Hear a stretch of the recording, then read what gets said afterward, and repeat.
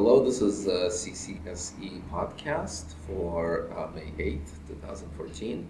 I'm Boris Gurdnitsky sitting in for John Davis, and I'll get started. So, of course, the big news for the last week was the lottery for retail locations. The lottery, by and large, went fine. The winners were announced late last week.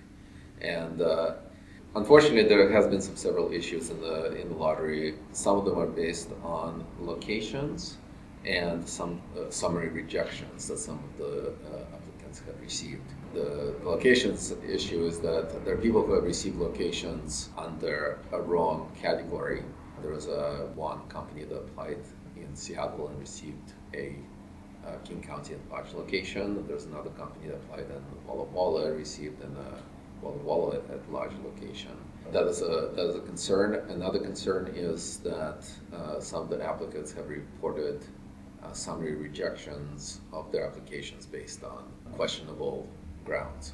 Some of them very questionable, such as software incompatibility between the applicant software and the liquor board software. The issue there is that there are people who are preparing lawsuits, possible lawsuits against the liquor board and against the state.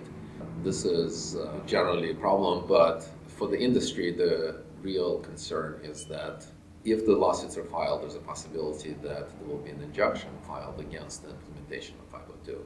And in case the state is enjoined from implementation, that obviously can delay the entire startup for the entire industry.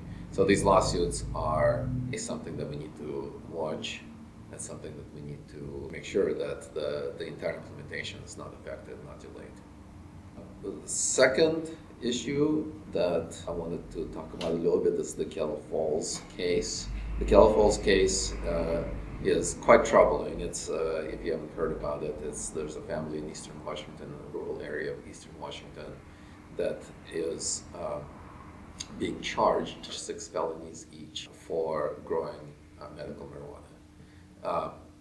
Now, of course, this happens once in a while, but what's troubling specifically about this case is that there appears to be no outside reason outside of cannabis that is being presented. Usually in these cases, such as these, when somebody gets prosecuted and is charged, usually they are doing something else outside of just cannabis industry, such as diversion, improper handling of funds, and so on and so forth. In this case, there doesn't appear to be any reason like that. So this is, again, very troubling. CCSE and associated groups are closely tracking this case to see what's going to happen. This case is in eastern Washington, is being handled by U.S. Attorney Derek Mike Ormsby, who is known to be much less friendly to the cannabis industry than the U.S. Attorney in Western Washington, Jenny Durkin. So we're tracking this case and we'll bring you updates as they come out.